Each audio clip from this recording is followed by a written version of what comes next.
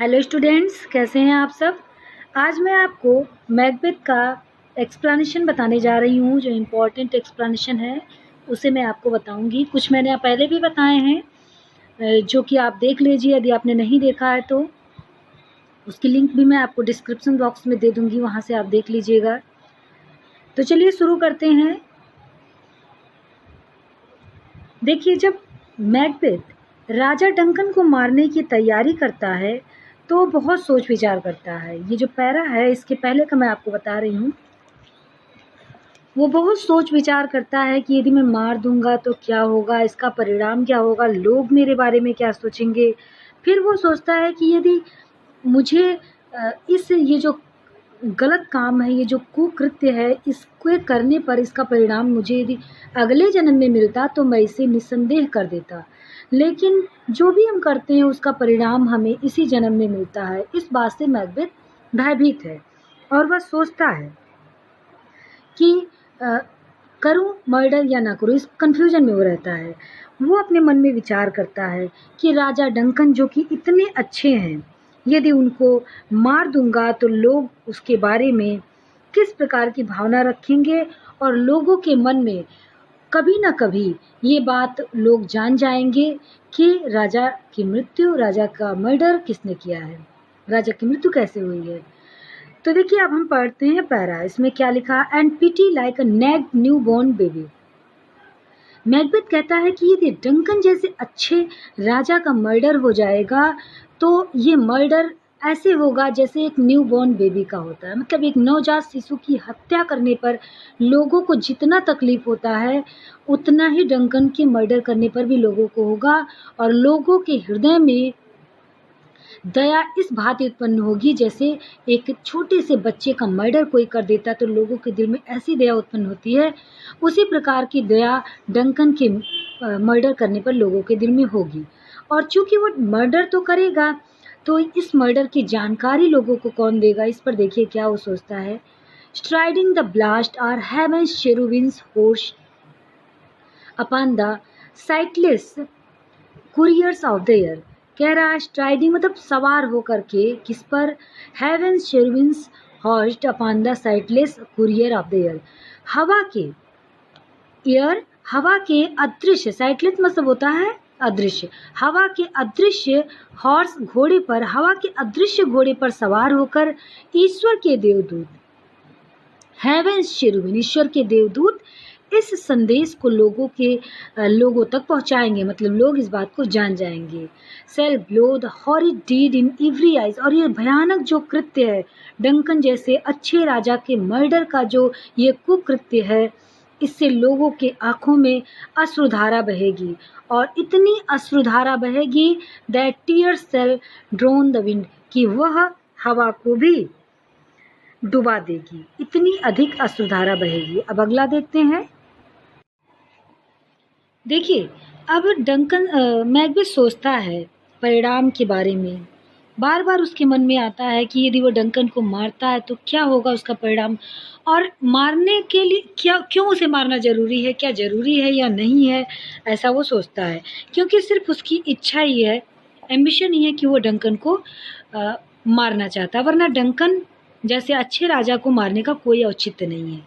क्या कर रहा, आई हैव नो स्पर, मतलब मेरे पास, स्पर मतलब होता है कोई ऐसा रीजन जो कि उचित हो। आई हैव नो स्पर, मेरे पास कोई ऐसा रीजन नहीं है to prick the side of my intent, जो मेरे ये जो उद्देश्य है डंकन के मर्डर का, उसका मतलब उसको सही ठहरा सके, ऐसा कुछ भी नहीं मेरे पास कि मैं मर्डर करूं और सही हो। But only vaulting ambition which overleaps itself, केवल मेरी जो महत्वाकांक्षा है, राजा बनने का जो मेरा सपना है, उसी की वजह से इसे मैं, ये जो मेरी इच्छा है, इसे मैं करना चाहता हूँ। मतलब मैं सिर्फ महत्वाकांक्षा की वजह से ही मर्डर जैसे जघन्य अपराध को करना चाहता हूँ, और वो भी डंकन जैसे नेक राजा का।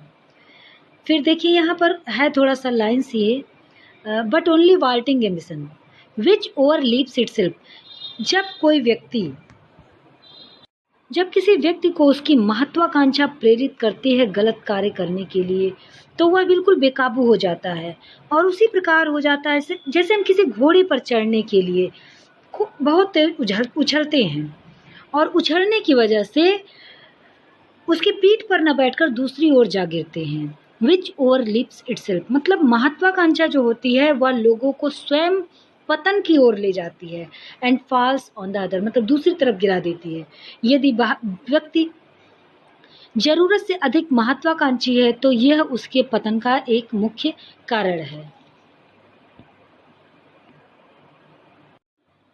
अब देखिए, अब ये जो आपका पैरा है इसमें डंकन मर्डर कर चुका है, डंकन का मर्डर हो चुका है। मैकबेथ ने डंकन का मर्डर कर दिया है। जब वह मर्डर कर देता है तो बहुत घबरा जाता है क्योंकि उसने सोते हुए राजा की हत्या की। वह इतना घबरा जाता है कि खुद वह जैसे विक्षिप्त सा हो जाता है और वो कहता है बार बार कि उसने सोते हुए राजा की हत्या की है, मतलब कि उसने नींद की हत्या कर दी। अब वह जीवन में कभी भी सो नहीं सकेगा। इस प्रकार से वो घबराने लगता है और तरह तरह से सोचने लगता है। फिर उसे ऐसा लगता है कि उसके हाथ में जो ब्लड है इसे साफ कर दो किसी तरीके से। देखिए अब क्या कर रहा है, will all great Neptune's ocean wash this blood clean from my hand, कर क्या मेरे हाथ से समुद्र का सारा जल भी अगर जो धो दे तो क्या ये जो मेरा हाथ है इसका ब्लड समुद्र के जल इसे क्लीन कर सकता है, समुद्र का जल। Will all great Neptune's ocean wash this blood clean from my hand? क्या मतलब मेरे हाथ से ये जो मेरे हाथ में ब्लड लगा है, ये जो खून लगा है, क्या इसे समुद्र का जल धो सकता है? महान समुद्र का जल इसे धो सकता है? नो, नहीं।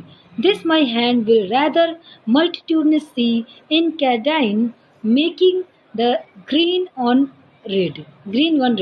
कहना नहीं, मेरे इस हाथ को असंख्य समुद्र भी मतलब असंख्य समुद्र भी मेरे इस हाथ को नहीं धो सकते हैं। और ये जो मेरा हाथ है जो कि रेड है, making the green one red, समुद्र के विशाल जल को भी ये हरे से लाल बना देगा। अब मैकबेथ राजा बन चुका है। राजा बनने के बाद भी वह चैन से नहीं है। इतना बड़ा मर्डर, इतने अच्छे राजा का मर्डर करने के बाद भी उसे चैन नहीं है। राजा बनने के बाद भी उसे चैन नहीं है। वो हमेशा डरा सा रहता है। और वह किससे डरता है?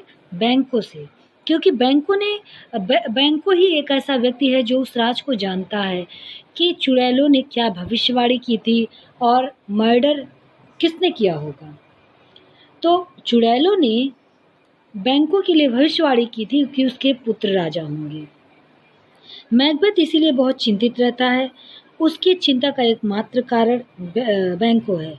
There is none but he whose being I do fear, कोई नहीं है, सिर्फ एक ही है जिससे मैं डरता हूँ, ये बैंको कह रहा है।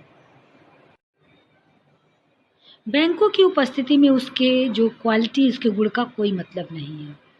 देखिए क्या कर आगे Macbeth, and under him my genius is rebuked, उसके रहते मेरी जो योग्यता है वो बेकार है, मतलब तुच्छ है। As it is said Mark Antony's was by Caesar, जैसे कि मार्क एंटोनी के गुण सीजर जैसे महान व्यक्ति की उपस्थिति में तुच्छ प्रतीत होते हैं, वैसे ही डंकन बैंको की उपस्थिति में मेरे जो गुण हैं वो बेकार हैं। इस प्रकार से वो अपने आप को तुच्छ महसूस करता है बैंकों के आगे। तो मैंने आपको 4 एक्सप्लेनेशन बताया है, इसे आप अच्छे से समझ करके लिखने का प्रयास करिए, एक्सप्लेनेशन बनाने का प्रयास करिए, क्योंकि ये बहुत ही इम्पोर्टेंट है और इसमें से आपके एग्ज़ाम में आ भी सकता है। तो आप अच्छे से देख लीजिएगा। Thank you for watching this video.